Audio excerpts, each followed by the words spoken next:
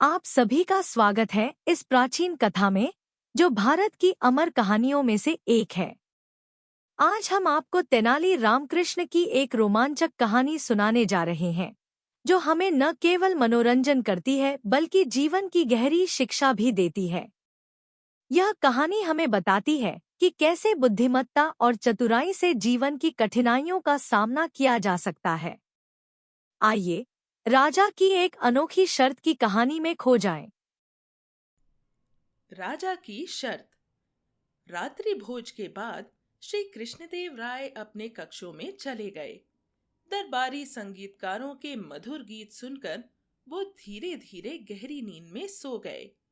थोड़ी देर बाद उन्होंने एक अजीब सपना देखा जिसमें उन्होंने एक शानदार जादुई महल देखा। ये चमकीले पत्थरों से बना था और तेज चमक रहा था। अजीब बात है कि महल हवा में तैर रहा था और एक स्थान से दूसरे स्थान पर बह रहा था। महल में वे सभी सुविधाएं थी जिनकी एक व्यक्ति इच्छा कर सकता है।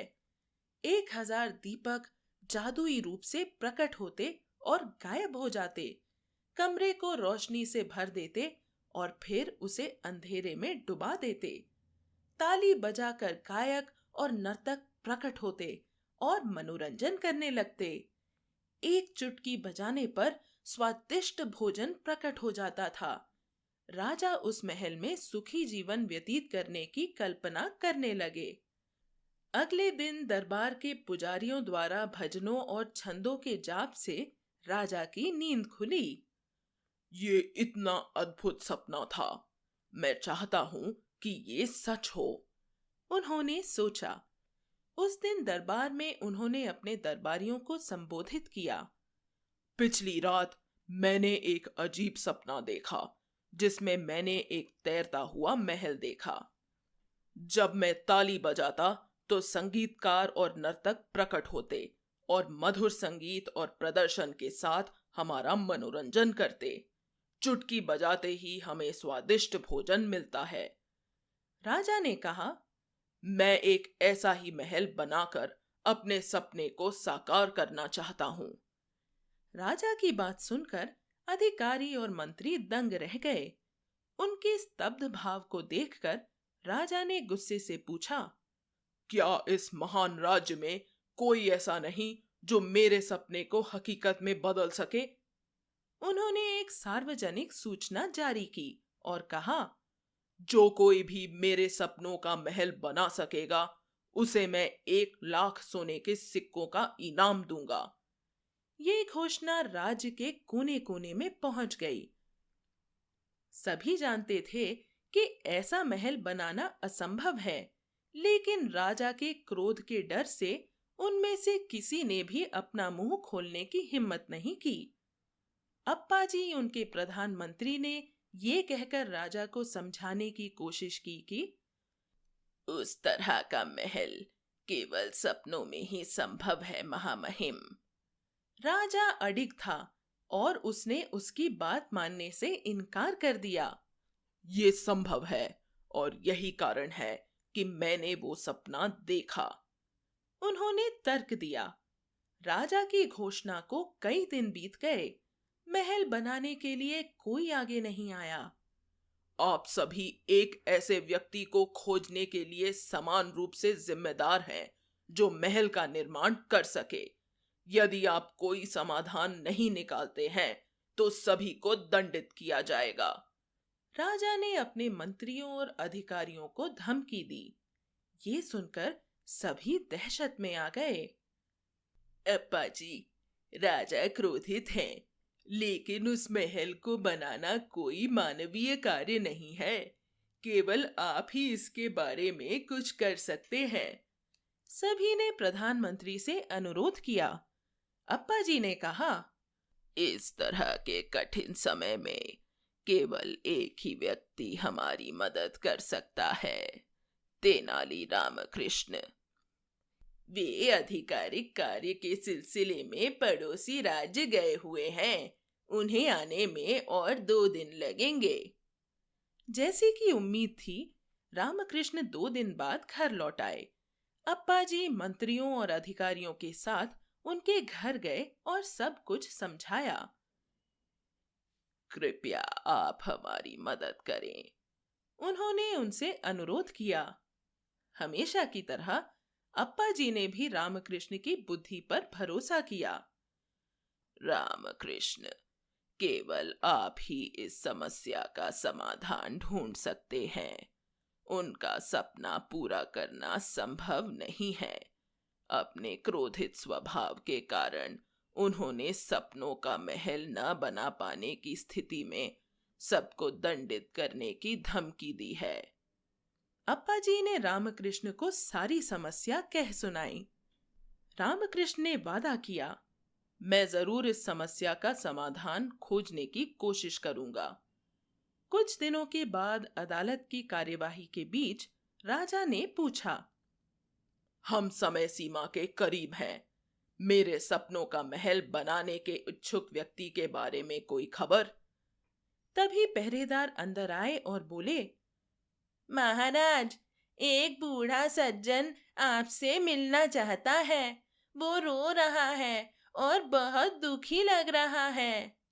उन्होंने बताया, उसे अंदर भेज दो। राजा ने कहा। वृद्ध सज्जन कुछ देर बाद दरबार में दाखिल हुए। वो न्याय चाहते थे।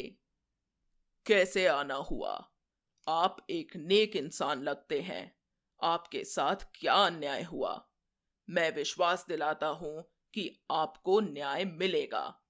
राजा ने वादा किया। महाराज, मुझे लूट लिया गया है। बूढ़ा आदमी रोया। मुझे विवरण बताओ।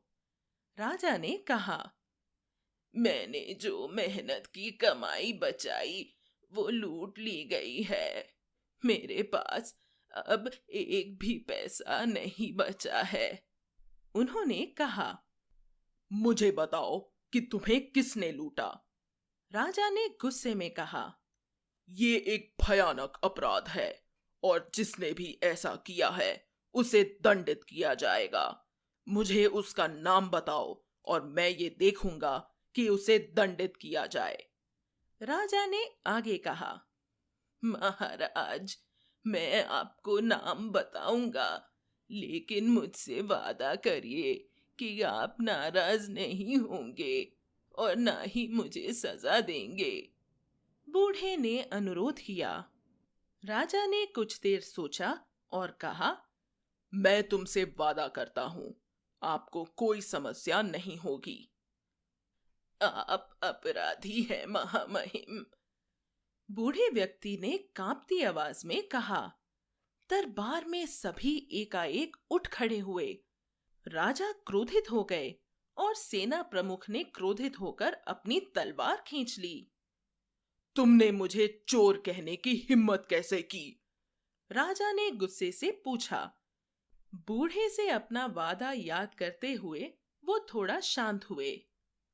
आप मुझ पर बेवजह आरोप लगा रहे हैं। मुझे बताइए कि वास्तव में क्या हुआ था। राजा ने बूढ़े से अनुरोध किया। ये कोई आरोप नहीं है महामहिम। कल रात मैंने सपना देखा कि आपने और आपकी सेना ने मेरा सब कुछ लूट लिया। कुल 5,000 सोने के सिक्के। बूढ़ा चिल्लाया। राजा अधीर था और जोर से हंस पड़ा। आप पागल हैं क्या? राजा ने उसका मजाक उड़ाते हुए कहा। आप अपने सपने को सच कैसे मान सकते हैं? सपने सच नहीं होते। उन्होंने कहा, यदि आपके सपने में तैरता हुआ महल वास्तविक हो सकता है तो मेरा सपना वास्तविक क्यों नहीं हो सकता? बूढ़े ने जोर से पूछा।